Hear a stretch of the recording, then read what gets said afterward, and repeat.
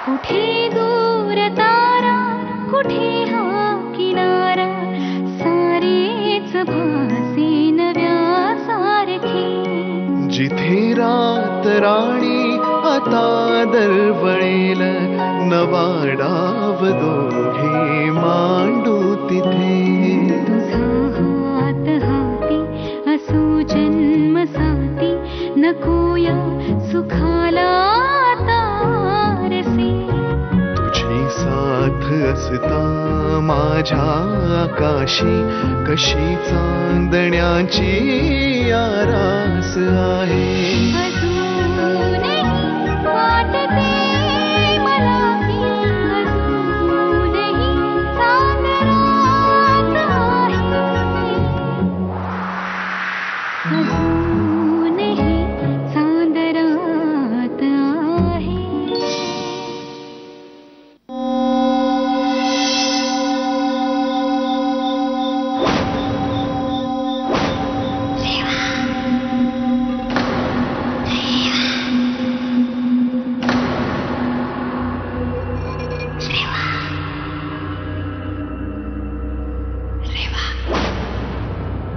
कोण हाका मारताय मला? परत परत हे आवाज येत आहे. हा भास तर असूच शकत नाही.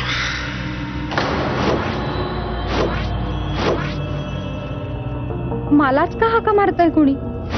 या घरात इतके लोक आहेत, त्यांना का नाही?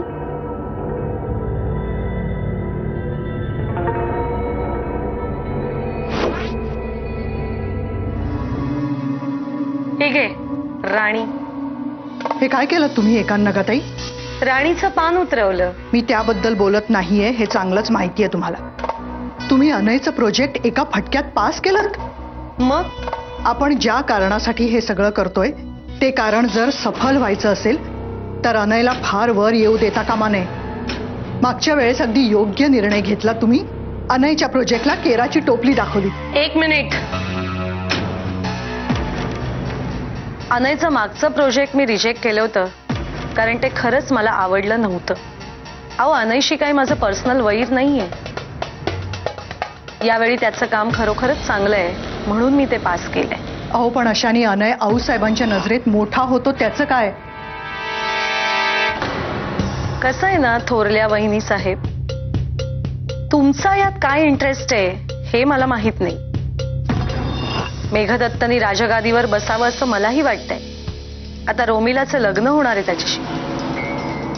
पण कौशल्याला त्रास देऊन जर आपण हे सगळं करणार असू तर ते मला मान्य नाही. हे प्रोजेक्ट त्याचं वेळेवर सुरू होणं कौशीसाठी खूप महत्वाचं आहे आणि कौशी माझ्यासाठी फार महत्वाची आहे. अहो, पण खूप उशीर झालाय थोरल्या वहिनी साहेब. आपण उद्या बोलूया. हं, गुड नाईट. काय टाकलंस बेटा?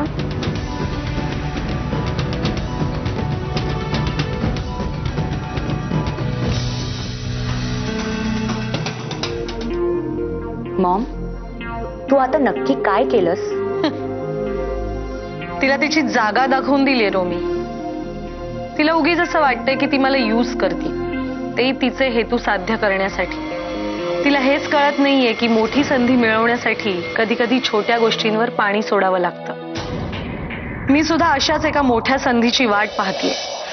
अनयच्या पाठीवर शाबासकीची थाप मारून अख्ख्या गावासमोर कौशल्याचा तोरा उतरवणारे मी. खेळ आत्ता सुरू झालाय. You just wait and watch.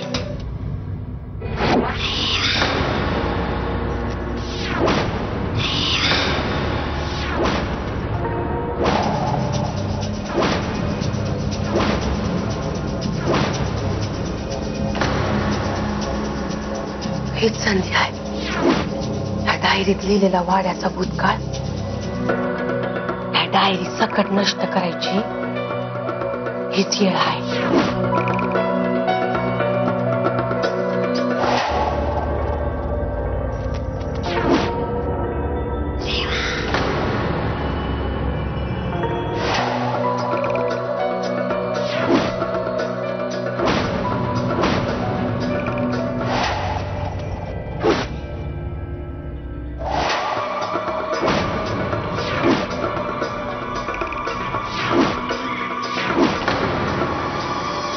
उभी राहिली चिता.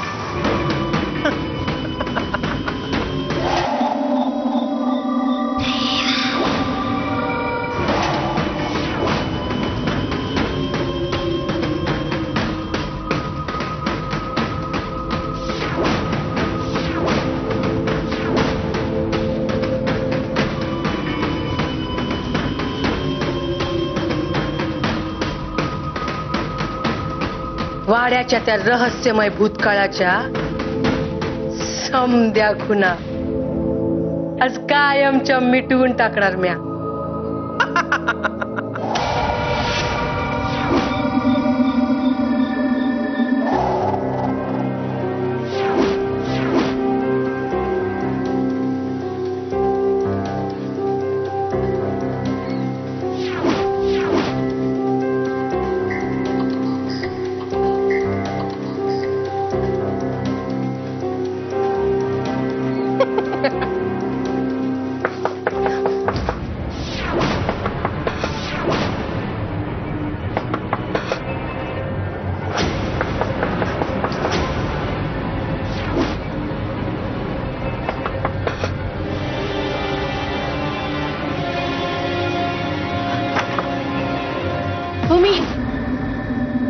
तुम्ही इथं काय करता सा? माचीस घ्यायला आलोय. माचीस माचीस माचीस घेऊनच फिरतेस का? हे शेकोटी शेकोटी पेटवून म्हणत होते. हवेत गारठा लई वाढलाय ना व, म्हणून. काय खोलीतच शेकोटी पेटवत होतीस? नाही, त्या ते लाकडं जमा केली होती, हात निघतच होते. मग निघ. हा, तुम्ही व्हा पुढं, म्या निघते. निघ. वाईजी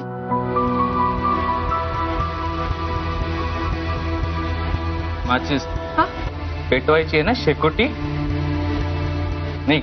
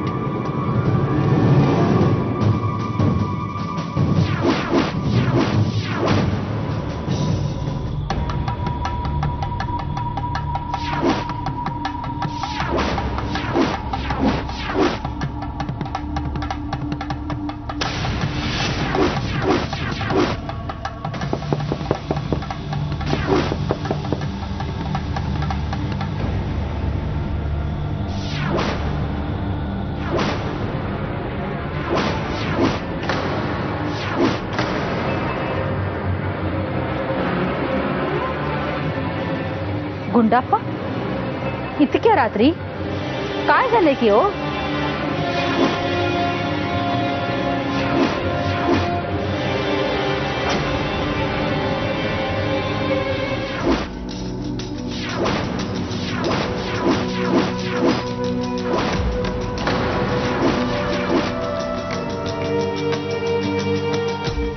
ಗುಂಡಪ್ಪ ಇದು ಏನು ಅದ ಹೇ काय आहे की ओ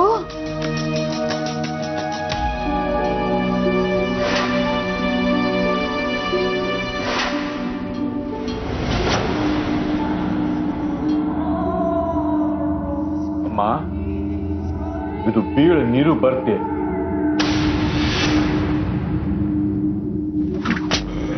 पिप्याचं पाणी पिप्याचं पाणी कुणी केलं असेल की हो हे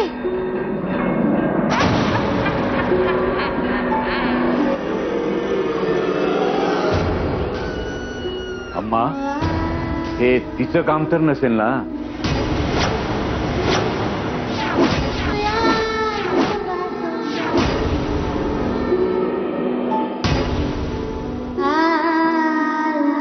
ಇಲ್ಲ हे काम तिचं नसणार ती शक्ती तर त्या दारामागे बंद आहे की हो अम्मा यावेळी भैरव कवच बांधायला उशीर झाला जी कदाचित त्या शक्तीची ताकद वाढलेली असू शकते काही कळत नाही बघा आम्हाला खरंच काही कळत नाही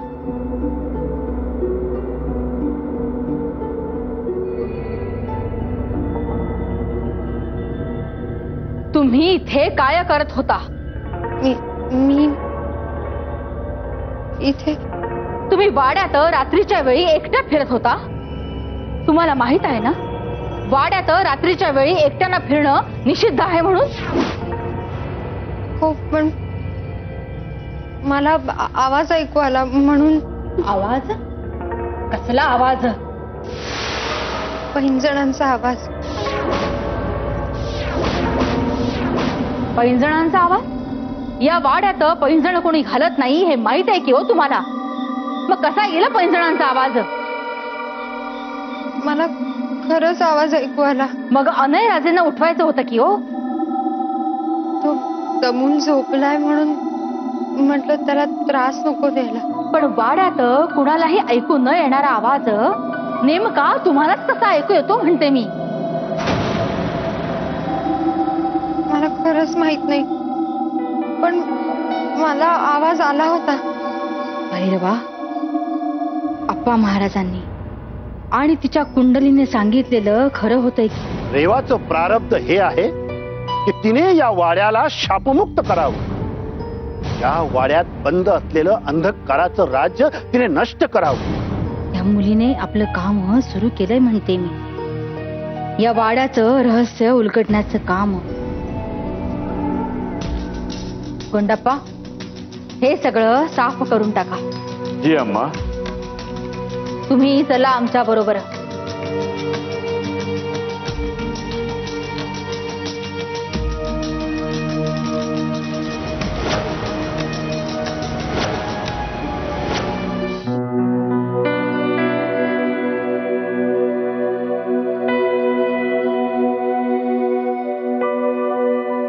ठेवा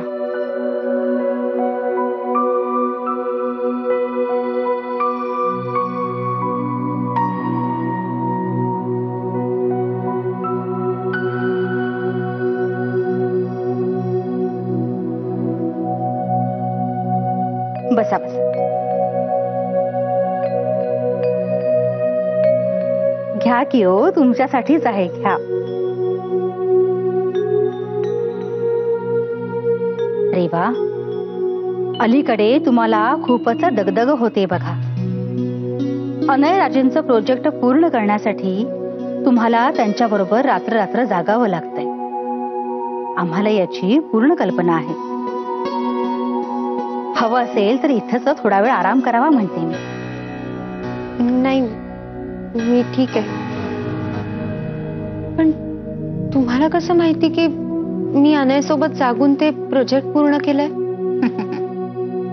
अहो या शिपुरापुरामध्ये कुठे काय घडतं याची पूर्ण खबर असते की हो आमच्याकडे मग हा वाडा तर फारच सಣ್ण म्हणे म्हणजे अगदी लहान घरासारखा आहे मग आऊसाहेब ह्याचा अर्थ आता आपण जे भिंतीवर पाहिलं ते सुद्धा कोणी केलं असेल हे तुम्हाला नक्की माहिती असेल ना?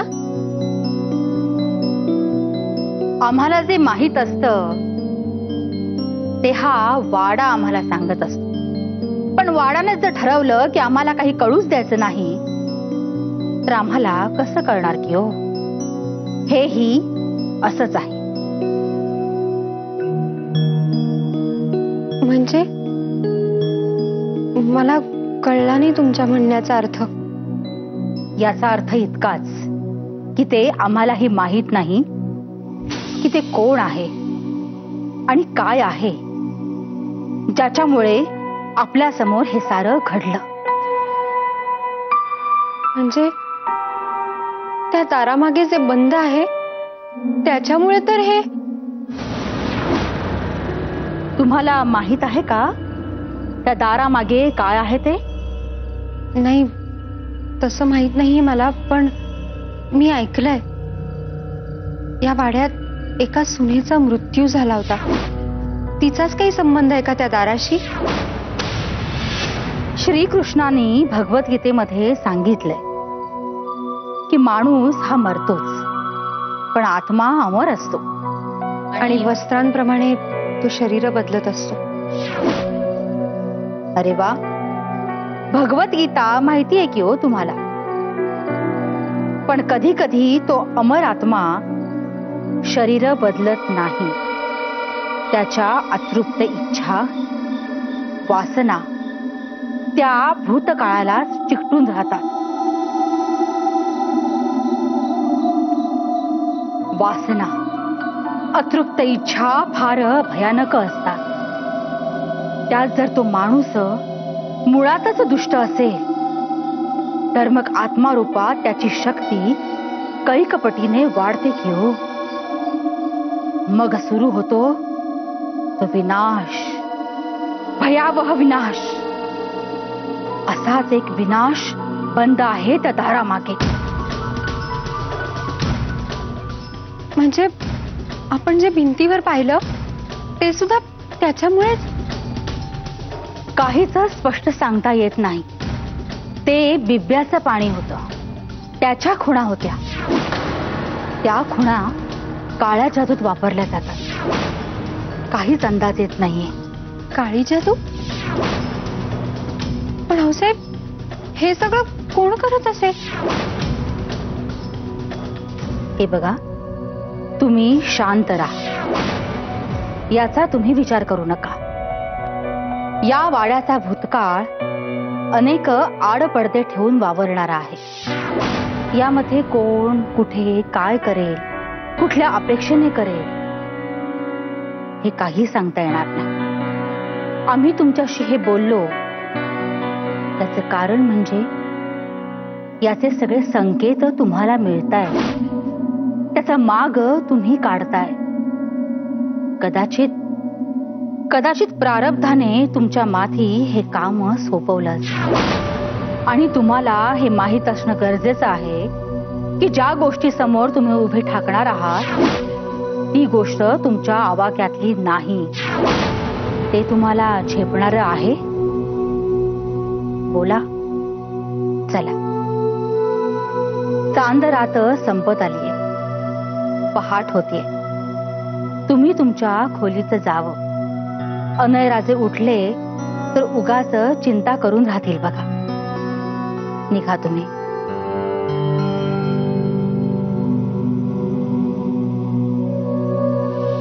आणखीन एक गोष्ट, या रात्रीबद्दल वाड्यात कुणाला काही सांगू नका. अगदी अनयराजेंना सुद्धा. अनयराजेंच्या आयुष्यातला अतिशय महत्वाचा दिवस आहे आज. त्यांच्या प्लांटची पहिली पूजा आहे. उगाच या गोष्टींचं सावट त्यांच्यावर पडायला नको. समजलं? शुभप्रभात.